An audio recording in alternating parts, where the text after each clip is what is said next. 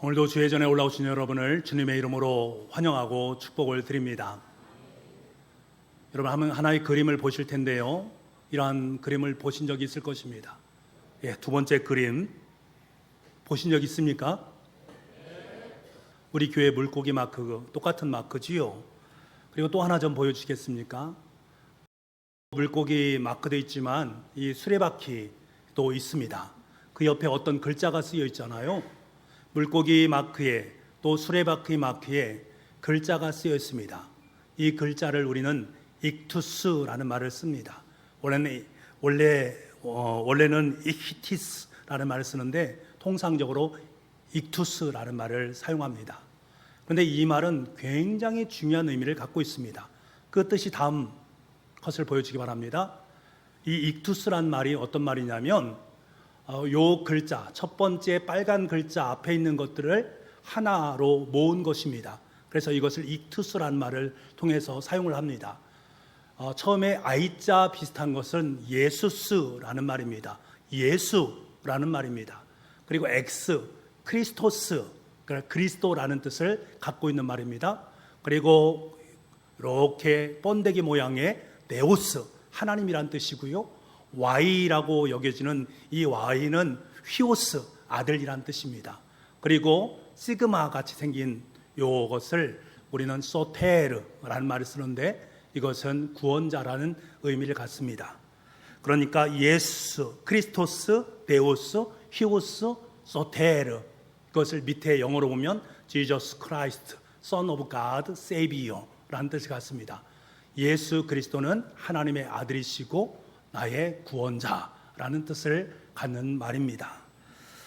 그리고 계속해서 4번, 여러분 보시면 이 그림이 있는데 제가 이번에 성지순례에 가서 찍어온 그림입니다.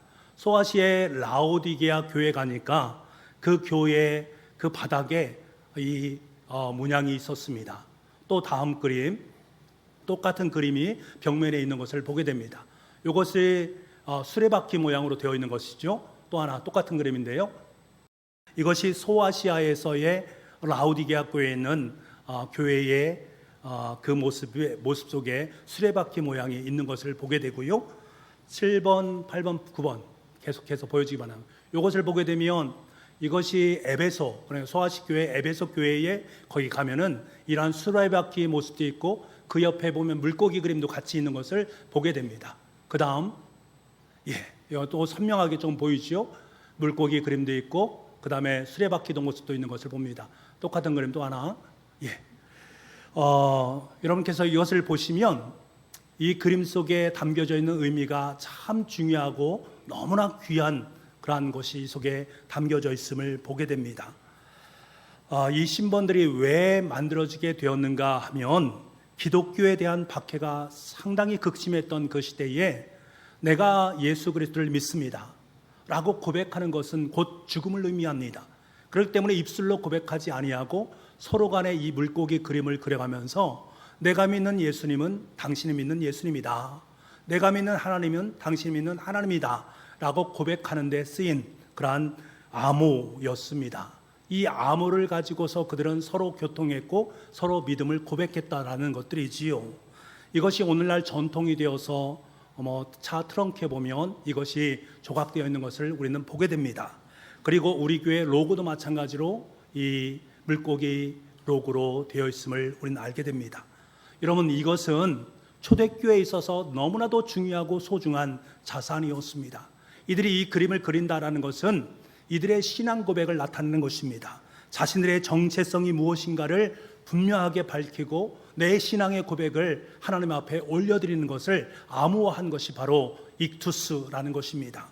예수스, 크리스토스, 데오스, 휘오스, 소테로, 예수 그리스도는 하나님의 아들이고 나의 구원자, 이것이 그들에게 있어서 믿음의 원점이었고 믿음의 근본이었습니다. 여러분 한번 생각해 보십시오. 초대교회 교우들에게서는 이 삶의 자리가 너무나 힘들고 어려워서 아까 장로님께서 기도했지만 동골 지하 교회 속에 그들은 숨어 들어가서 삶을 살았습니다. 바위 동굴에서 생활하기도 하고요, 지하 도시에서 삶을 살기도 했습니다. 갑바도기아의 테린 구유에 가서 보니까 엄청난 미로로 되어 있는 지하 도시를 만날 수 있었고 그 지하 도시를 들어갈 수 있었습니다. 지하의 한 120m 정도의 지하 도시에서 신앙을 지키기 위해서 그들은 300년 넘게 그 속에서 생활했습니다. 한번 보여주시기 바랍니다. 물론 모형만 있는 것들인데 그 모형을 보면 이런 식으로 지하 교회가 형성된 것을 보게 됩니다. 그 다음 그림, 이게 지하 동굴에서 함께 들어가서 그것을 함께 살펴보는 것들입니다. 제가 그것에 들어가 보니까 제 자신의 신앙에 대한 부분을 고민하지 않을 수 없었습니다. 내가 지금 그동안 예수 그리스도를 믿음으로 고백하면서 삶을 살았는데 이 지하 동굴에 들어와서 지하 도시의 모습을 바라보니까 과연 내 신앙이 바른 신앙의 모습으로 정말 하나님을 향해서 내 목숨을 내어놓으면서 하나님의 귀한 사역을 감당했는가 하는 것들에 대한 마음이 마음속에 들고 하나님 앞에 기도하지 않을 수 없었습니다. 지하벽을 붙들고 간절히 기도하면서 제 자신을 다시 한번 돌아볼 수 있는 그러한 신앙의 순간이었습니다. 눈물이 나지 마라 하지 않아도 저절로 날 수밖에 없는 상황이었습니다. 그 다음 그림, 우리 교우들이 함께 벽을 붙잡고 간절하게 하나님 앞에 기도하는 장면입니다. 그리고요, 저도 저렇게 벽을 붙잡고 함께 기도를 드렸습니다. 여러분, 이러한 지하 동굴 또 지하 도시 또는 핍박을 받으면서 신앙생활을 하고 있는 그 현장 속에 들어가서 내가 서 있는 모습으로 서 있다면, 그리고 내 옆에 사랑하는 우리 자녀들이 있다면 과연 이 자녀들에게 내가 무엇을 교육하고 무엇을 가르쳐야 될까 하는 것을 제가 한번 상상을 해보았습니다. 자녀들에게 물고기 암호와 수레바퀴 암호를 그려가면서 그들에게 하나하나의 의미를 강조하고 또 강조했고 또 가르치고 가르치지 않았겠습니까? 사랑하는 아들아 딸아, 이 암호를 꼭 기억해야 된다. 이것이 우리에게 있어서 너무나 절대적으로 중요한 것이다. 예수 크리스토스 데우스 휘오스 소테르, 예수 그리스도가 하나님의 아들이고 나를 구원하신 구원자다. 이 사실이 너의 삶 속에 가장 중요하고 가장 귀한 것이다. 내 삶의 생명의 중심에 이 말씀을 놓아라. 그들에게 그렇게 가르치지 않았겠습니까?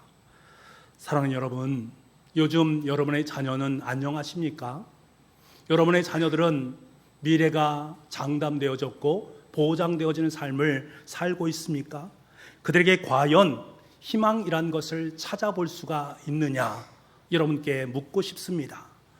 교육보험을 들어놓으면서 그래, 우리 자녀들 교육은 보험을 통해서 모든 것이 다 할 수 있어 라고 장담할 수 있습니까? 생명보험을 들어놓고는 이 험한 시대를 우리 자녀들의 생명을 보장해 줄 수 있다라고 여러분 자부할 수 있습니까? 자부할 수 있는 사람은 단 한 사람도 없습니다. 그렇게 자부할 수 있으면 얼마나 좋겠습니까만 그럴 수 없습니다. 그렇다면 우리의 대안은 과연 무엇인가? 제가 성지순례를 다녀오면서 그곳에서 이스라엘 백성들이 살았던 삶의 모습들을 돌아보면서 그들에게 가장 중요한 믿음의 원점, 그것을 우리의 자녀들에게도 고스란히 남기는 것이 너무나 중요하다. 예수 그리스도가 하나님의 아들이시고 우리의 구원자가 되신다라는 사실을 우리 자녀들에게 강조하고 또 강조하고 가르치고 또 가르칠 수 있는 부모가 정말 주님께서 기뻐하는 부모의 모습이 아닌가 하는 생각을 다시금 마음속에 품게 됩니다. 여러분, 우리 자녀들의 신앙을 위해서 가장 중요한 믿음의 원천, 이것을 가르칠 수 있는 부모가 될 수 있기를 간절히 소망합니다. 여러분의 자녀들에게 엄청난 많은 것을 남기는 것이 아니라 가장 중요하고 핵심적인 신앙의 중심을 남길 수 있는 여러분 될 수 있기를 간절히 소망합니다. 간절히 소망합니다. 오늘 본문의 말씀을 보게 되면 우리에게 이 부분에 대해서 말씀하는 것을 보게 됩니다. 아브라함과 이삭을 통해서 그 믿음의 모습이 어떠한지를 우리에게 밝혀주면서 우리도 그러한 삶을 살 것을 결단할 수 있는 은혜의 시간으로 삼기를 원합니다.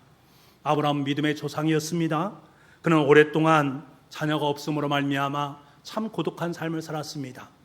그는 자녀를 낳기 위해서 여종 하갈의 몸을 빌려서 이스마엘이란 아들을 낳았습니다. 하지만 그것은 하나님의 뜻이 아니었습니다. 그 후에 그가 100세가 되었을 때에 약속의 아들 이삭을 받게 됩니다. 이 이삭의 삶, 그가 15살쯤 되었을 때에 하나님께서 이 아브라함에게 특별한 지시를 내립니다. 아모리 산으로 가서 내 아들을 번제물로 드리라 라는 말씀을 합니다. 아브라함은 짐승 대신에 아들을 잡아서 번제로 드리라는 하나님의 명령이 불합리하다, 이해할 수 없다 라고 여겼습니다만, 하지만 그는 그 말씀에 순종을 하게 됩니다.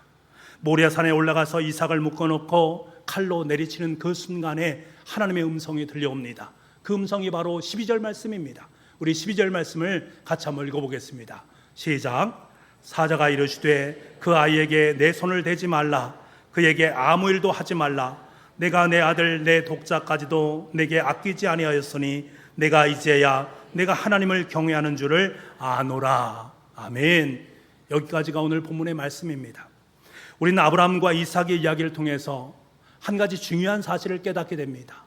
여러분, 어떻게 하는 것이 우리의 자녀들을 하나님 앞에서 진짜 아름다운 복덩어리로 만들어갈 수 있을까? 어떻게 하면 우리의 가정이 하나님 앞에서 복된 가정의 삶을 살아갈 수 있을까 하는 비결을 오늘 우리에게 말씀해 주고 있습니다. 오늘 본문의 말씀을 한마디로 요약한다면 우리의 자녀를, 또 우리의 가정을 우상으로 섬기지 말라라고 말할 수가 있습니다. 내 자녀와 너의 가정에 속한 것들을 우상으로 삼지 말라라고 말씀하시는 하나님의 음성을 우리는 들을 수 있어야 됩니다. 내 자식, 내 가정이 소중한 것일수록 우상으로 섬기지 말라는 것입니다. 그렇다면 우리 자녀를 우상으로 만들지 않기 위해서 우리는 과연 어떠한 삶을 살아가야 되는가? 오늘 성경은 우리에게 먼저 이렇게 말씀하십니다. 아들 이삭을 결박하라 라고 말씀합니다. 아들 이삭을 결박하라. 결박이라는 것은 꽁꽁 묶어매는 것을 말합니다.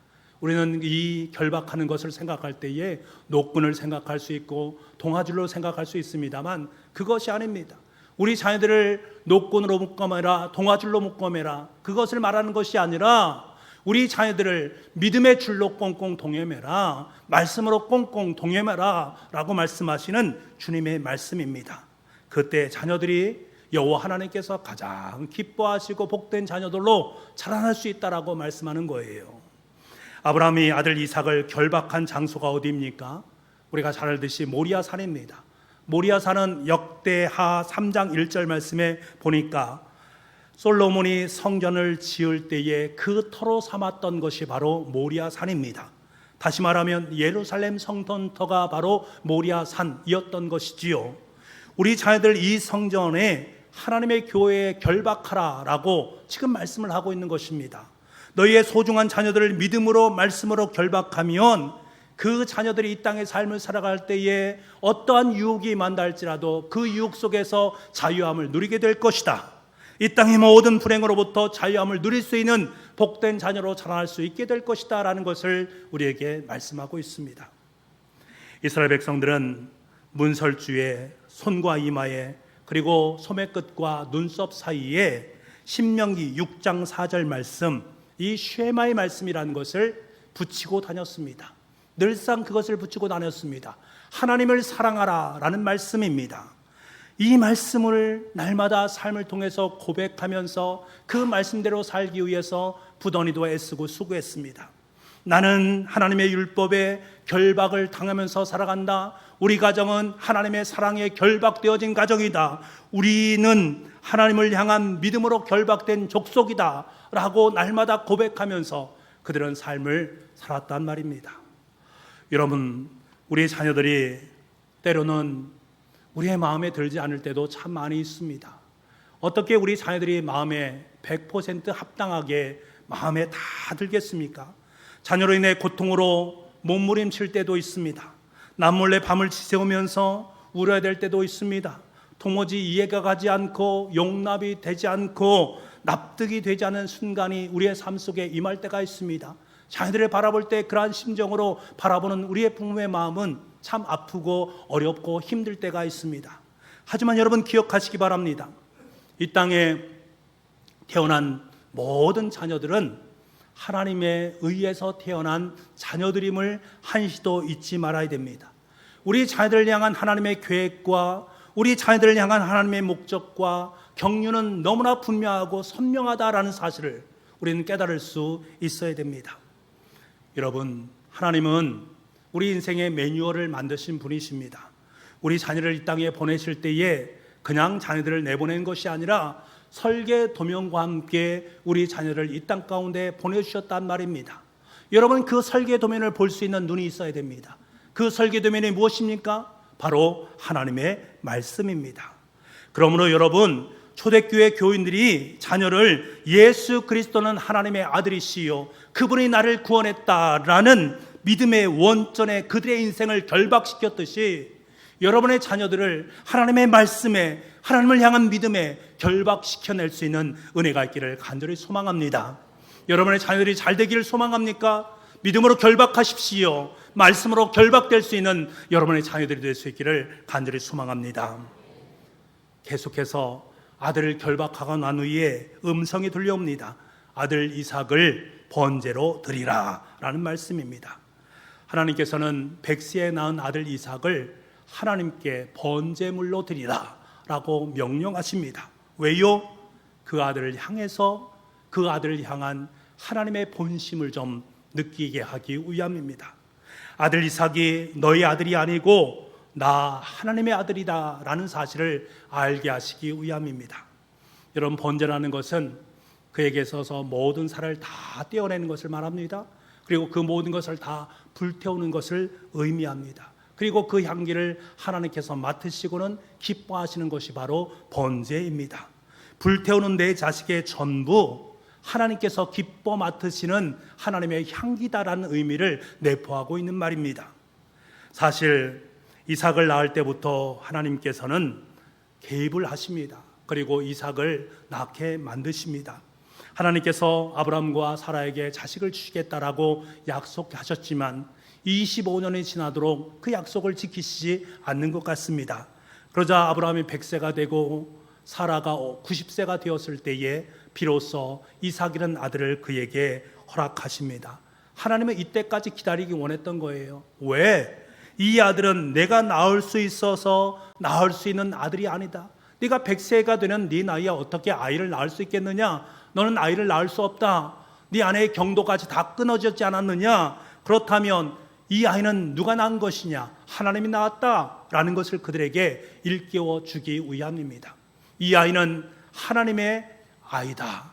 하나님께서 낳은 하나님의 자녀다라는 사실을 아브라함에게 일깨우기 위함입니다. 여러분, 우리의 생명은 내가 원해서 되어지는 부분입니까? 여러분, 이 땅에 태어나고 싶어서 태어난 사람이 있습니까? 아무도 내 생명은 내가 주장할 수 있는 사람은 한 사람도 없습니다. 우리 자녀들의 생명도 마찬가지라는 거예요. 하나님이 주시지 않는 자녀는 없습니다. 100% 하나님께서 주신 자녀입니다. 우리는 이 사실을 믿음으로 고백할 수 있어야 됩니다. 이삭을 번제로 드리라 라는 이야기는 우리의 자녀들이 나의 자녀임을 포기하라 라는 말씀인 동시에 하나님의 자녀임을 깨끗하게 인정하라 라는 말씀과 똑같은 말씀입니다. 이 자녀는 나의 자녀가 아니야, 하나님의 자녀야 라는 것을 고백할 수밖에 없도록 만드시기 원하시는 것이 하나님의 마음입니다. 왜? 그래야만 우리 자녀의 그 소중함을 우상으로 만들어내지 않기 때문입니다. 오늘 살아가는 현대인들에게 가장 무서운 것이 무엇입니까? 우리 자녀들이 가장 무섭습니다. 부모에게 가장 무서운 것은 우리 자녀들입니다. 왜요? 우리 자녀들이 너무나 사랑스럽기 때문에 그 사랑으로 자녀를 양육하고 길러내려 갑니다. 그런데 그것이 너무나 지나치다 보니 우상으로 전락되어질 때가 너무나 많다라는 사실입니다. 우리는 우상이라고 할 때에 돌부처라든가 동구 밖에 있는 정자라든가 부적 따위를 생각할 수 있습니다만 성경은 우리에게 분명하게 말씀하지 않습니까? 하나님보다 더 사랑하는 것, 하나님보다 더 우선시하는 것, 하나님보다 더 값진 가치를 두는 모든 것들을 우상이라고 말합니다. 우리가 만약 하나님만이 채울 수 있는 인생의 목적이나 행복을 어떤 사람이나 사물을 통해서 채워가는 것들이 있다면 그 모든 것은 다 우상이다라고 할 수가 있습니다. 여러분, 자녀가 그렇게 될 수 있다라는 거예요. 여러분, 그것이 진정한 사랑입니까? 아닙니다. 집착입니다. 자녀에 대한 집착, 하나님은 그것을 원하지 않으십니다. 아무리 소중한 자녀라 할지라도, 아무리 소중한 남편과 아내라 할지라도 우상이 되어서는 안 된다라는 거예요. 이것이 바로 아들을 번제물로 드리라 라고 말씀하시는 교훈의 의미입니다. 여러분 명심하시기 바랍니다. 우리의 아내와 남편과 자식이나 무엇이든지 그것이 우상이 될 수 있다라는 사실을 여러분 기억할 수 있어야 됩니다. 내 자식과 내 아내와 나의 가정에 속한 모든 사람들이 우상이 될 수 있다는 것을 여러분 생각할 수 있어야 됩니다. 우리 자녀들이 우상이 될 때에 그것을 자식을 사랑하는 것이라고 말하지 마시기 바랍니다. 그것은 집착하는 것입니다. 아무리 소중한 자식이라 할지라도 그것이 우상이 되어질 때에 주님께서는 단호하게 말씀하십니다. 우상을 번제물로 드려라. 네 아들을 번제물로 드려라 라고 말씀하신다라는 사실을 여러분 기억해야 됩니다. 마지막으로 아들을 결박하고 번제물로 드리라 라고 말씀하신 아버지 하나님께서는 이제는 그 아들에게 손을 대지 말라라고 말씀합니다. 손을 대지 말라는 말은 무슨 말입니까? 만들지 마라, 조각하지 마라라는 것을 의미하는 말입니다. 소중하기 때문에 우리는 그 사람을 조각하려 합니다. 내 마음에 쏙 들도록 조각하려 하는 것이 우리의 모습입니다. 그런데 주님께 말하는 거예요. 우상으로 조각하지 말아라 라고 말씀입니다. 우리는 흔히 자식을 양육할 때에 내 입맛에 잘 맞도록 조각하는 것을 좋은 교육이다, 좋은 양육이다 라는 말로 말할 때가 있습니다. 어떤 가정이 여러분 불행한 가정이 되는지 아십니까? 결혼하자마자 자신의 아내와 자신의 남편을 자신의 구미에 똑 들어맞게 조각하려는 사람들이 있는 그 가정, 그때부터가 그 가정은 불행한 가족이 되어집니다. 자녀들에게 잔소리하면서 자녀들을 내 뜻과 내 취향에 맞게끔 잘 조각해내려고 하는 그 가정이 불행의 시작이 된다는 사실을 우리는 알아야 됩니다. 자녀들에게 잔소리하고 남편에게 바가지를 긁고 아내에게 복종을 강요하는 것이 여러분 가정을 위한 것이다 라고 함부로 말하지 마시기 바랍니다. 그것은 자칫 잘못하면 우상을 조각하는 것과 같을 수 있음을 알아야 됩니다. 아브라함아 그 아이에게 내 손을 대지 마라. 내 자녀를 내가 조각하지 마라. 그 자는 너의 자녀가 아니라 나의 자녀다. 내가 그 자녀를 나의 걸작품으로 내가 조각하겠다라고 말씀하시는 하나님의 말씀이 이 속에 배어 있습니다. 우리는 내 생각으로 우리 아이들에게 손을 댈 때가 너무나 많이 있습니다. 내 계획대로 만들려 하고 내 욕심대로 빚어내려고 합니다. 아이의 미래를 내 손에 놓고 요리하면서 아이 잘 양육하고 있어, 지금 잘 키우고 있어, 우리 자녀들이 복된 자녀로 자라나고 있어 라고 말하고 있는 나의 모습을 만날 때가 있습니다. 그런데 하나님은 뭐라고 말씀하십니까? 얘야, 그렇게 하지 마. 그렇게 하지 말아라. 그렇게 하는 것은 네 자녀를 우상으로 만드는 거 아니냐? 네 자녀는 내가 만들겠다 라고 말씀하시는 주님의 음성을 들을 수 있어야 됩니다. 여러분, 우리의 자녀에게는 하나님의 계획이 있고 하나님의 책임져 주심의 역사가 있습니다. 오직 주님만이 우리 자녀를 최고의 걸작품으로 만들어낼 수 있다라는 이 사실을 꼭 믿음으로 고백할 수 있기를 원합니다. 그러므로 여러분, 우리 자녀를 바라볼 때마다 우리 자녀가 좀 잘난 것 같아도 교만할 필요가 없습니다.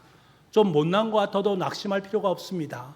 여러분, 오직 우리 자녀에게 관심을 가지고 기도하고 격려하고 위로해 주는 부모의 모습이 정말로 귀하고 복된 모습입니다. 이것이 마땅한 것이고 이것이 가장 아름다운 일입니다. 우리 자녀들의 미래는 내가 어찌할 바 없습니다. 여러분이 여러분의 자녀의 미래를 만들어낼 수 있다라고 장담할 수 있습니까? 그럴 수 없습니다. 그것을 만들어 가시는 분은 하나님이십니다. 여러분의 자녀를 통해서 지금도 여전히 하나님의 손길이 아름다운 걸작품을 향해서 나아가고 있다는 사실을 여러분 기억할 수 있어야 됩니다.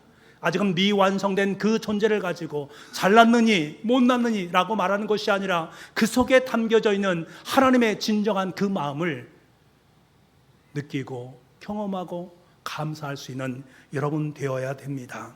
하나님의 멋진 작품이 여러분의 자녀를 통해서 만들어지고 있음을 꼭 기억하시기 바랍니다. 사실 우리 자녀들에게 부모된 우리의 손길이 미치지 못하는 부분이 너무나 많이 있습니다. 우리는 자녀를 잘 알고 있다라고 말합니다. 하지만 그렇지 않습니다. 우리 자녀들의 아픔과 그 눈물을 여러분이 알고 있다라고 장담하지 마시기 바랍니다. 우리 자녀들의 미래, 우리 자녀들이 무엇을 좋아하고 앞으로 어떠한 인생을 살아갈 것인가 나 잘 알고 있어. 부모로서 모든 것을 알고 있어. 여러분 장담하지 마시기 바랍니다. 우리 부모들의 손길이 닿지 않는 곳이 너무나 많이 있다는 것을 여러분 직시하시기 바랍니다. 하지만 분명한 것은 그 자녀를 향한 하나님의 섬세한 손길은 우리가 미치지 못한 그곳까지도 다 미치고 있다는 사실을 기억하시기 바랍니다. 부모된 우리가 손댈 수 없는 곳에 하나님은 손을 대시고 계십니다. 부모가 미치지 않는 그곳에 하나님께서 우리 자녀를 붙잡고 위로하고 소망을 주면서 우리 자녀를 지금도 여전히 하나님의 아름다운 작품으로 만들어가고 있다는 이 사실을 믿음으로 고백할 수 있기를 원합니다. 그렇기 때문에 우리는 하나님의 자녀들을 하나님께 맡겨드릴 수 있어야 됩니다. 하나님께 그 자녀를 빚어주실 수 있도록 내어드릴 수 있는 은혜가 있어야 됩니다. 그래야 우리 자녀가 비로소 주님의 가장 아름다운 걸작품으로 만들어질 수 있고 복된 자녀가 될 수 있습니다. 여러분 자녀를 그렇게 주님 손에 내어 맡길 수 있기를 원합니다. 이삭은 하나님께서 축복의 씨로 준 자녀입니다. 그런데 하나님은 아브라함에게 그 자녀를 바치라고 말합니다. 아브라함은 이 모순된 명령 앞에서 심각한 갈등과 고민에 빠지게 됩니다. 하지만 그는 하나님 앞에 믿음으로 결단하게 됩니다. 이 아들을 주시겠다라고 약속하신 분도 하나님이시고 이 아들을 주신 분도 하나님이시고 그 아들을 하나님께 드리라라고 명령하신 분도 하나님이시니 내 머리는 모순되지만 하나님께서 이 아이를 책임져 주실 것이기 때문에 내가 비록 이해할 수 없어도 나는 전능하신 하나님을 믿노라 라고 고백하면서 하나님께 자녀를 내어 맡깁니다. 아브라함은 하나님을 믿었습니다. 하나님 믿고 나서 하나님께 순종하며 내어 맡기고 나니 하나님께 그에게 길을 보여주십니다. 이 길이 바로 이삭을 다시 살릴 수 있는 은혜의 길임을 깨닫게 되어집니다. 그래서 아브라함은 지금까지 듣지도 보지도 못했던 부활신앙에 대한 것을 마음속에 품게 되는 것입니다. 그래서 히브리서 기자는 오늘 본문의 말씀을 이렇게 신앙 고백으로 올려드리고 있습니다. 히브리서 11장 19절 말씀인데요, 이 말씀 우리 세 번역으로 같이 한번 읽어보겠습니다. 히브리서 11장 19절 말씀입니다. 같이 읽겠습니다. 시작. 하나님께서는 이삭을 죽은 사람들 가운데에서도 되살릴 수 있다고 아브라함은 생각했던 것입니다. 그러므로 비유하자면 아브라함은 이삭을 죽은 사람들 가운데서 되받은 것입니다. 하나님께서 이삭을 죽은 자 가운데서 다시금 살려주신다라는 것을 믿었다라고 말합니다. 그리고 그는 고백하는 것들이지요. 아브라함은 이삭을 죽은 사람들 가운데서 다시금 돌려받았다라는 고백을 하고 있는 것을 보게 됩니다. 오늘 본문 5절에 보면 아브라함은 확실히 말합니다. 내가 아이와 함께 저기 가서 경배하고 너에게로 돌아오리라. 영어 성경에 보면 주어가 we로 되어 있습니다. 우리로 되어 있고 원문에서 보게 되면 우리가 돌아오리라 라는 말입니다. 우리가 돌아오겠다. 아브라함과 이삭이 함께 올라가서 이삭을 번제물로 드렸는데 아브라함은 자식과 이삭이 함께 돌아오겠다라고 믿음으로 선언하고 있는 그의 모습을 보게 됩니다. 내가 결코 혼자 돌아오지 않겠다. 내 자식과 함께 돌아오겠다. 나는 내 아들을 죽이고 하나님은 약속의 자녀로 다시금 이삭을 돌려주실 것이다. 이 부활신앙을 마음속에 품은 것입니다. 이것이 얼마나 아름다운 믿음의 고백입니까? 여러분, 우리는 이 신비를 깨달을 수 있어야 됩니다. 하나님 앞에 송두리째 바쳐질 때에 다시금 돌려보내주시는 놀라운 하나님의 비밀이 있다라는 이 사실을 꼭 기억할 수 있어야 됩니다. 제물을 바친 다음에 하나님께로부터 다시 돌려받은 그 제물은 축복의 제물이 됩니다. 자녀를 하나님께 바친 다음에 다시 돌려받을 때 그 아이는 축복의 아이가 되는 것입니다. 이것이 놀라운 은혜의 비밀입니다. 그때 주님은 축복의 말씀을 들려주시지요. 내가 이제야 내가 하나님을 경외하는 줄을 아노라 라는 축복의 말씀을 아브라함에게 들려주십니다. 사랑하는 북부가족 여러분, 아브라함의 아들 이삭은 이 장엄한 하나님의 역사를 평생토록 믿음으로 고백하며 살았을 것입니다. 나는 하나님의 자녀다. 나는 죽음에서 다시금 돌려받은 하나님의 자녀다. 내 목숨은 하나님께 달려있다. 여러분, 우리 자녀들에게 이러한 장엄한 신앙 고백을 할 수 있도록 여러분의 인생을 내어드려야 되지 않겠습니까? 우리가 삶을 시시때때로 삶을 살면서 인생에 시련이 올 수도 있고 아픔이 올 수도 있고 고난이 올 수도 있습니다. 하지만 문제가 있을 때마다 당당함으로, 믿음으로, 말씀으로, 기도로 그 모든 것을 당당하게 이겨내는 아버지의 모습, 인생의 고비 때마다 엎드려 울며 불며 하나님 앞에 기도하는 어머니의 모습, 이 장엄한 모습을 여러분의 자녀들에게 남겨놓아야 되지 않겠습니까? 우리의 자녀들 가슴 속에, 우리 자녀들의 삶 속에, 우리 자식의 신앙 속에 장엄한 인생을 여러분의 삶을 통해서 남겨놓아야 되지 않겠습니까? 초대교회 이스라엘 백성들이 예수님이 하나님의 아들이시고 나의 구원자시다 라는 사실을 자녀들에게 장엄하게 가슴판에 남겨놓았듯이 우리 또한 장엄한 아브라함이 되어서 이삭된 여러분의 자녀들에게 하나님을 남길 수 있는 은혜가 있어야 되지 않겠습니까? 어린이 주일에 여러분 자녀들에게 과연 무엇을 가르치고 무엇을 남기겠습니까? 하나님 외에 다른 것은 없습니다. 하나님이 우리 자녀들의 전부입니다. 우리 자녀들의 미래와 소망과 희망이 되는 줄 믿습니다. 자녀들에게 그것을 남길 수 있는 우리 부모된 삶이 될 수 있기를 간절히 소망합니다.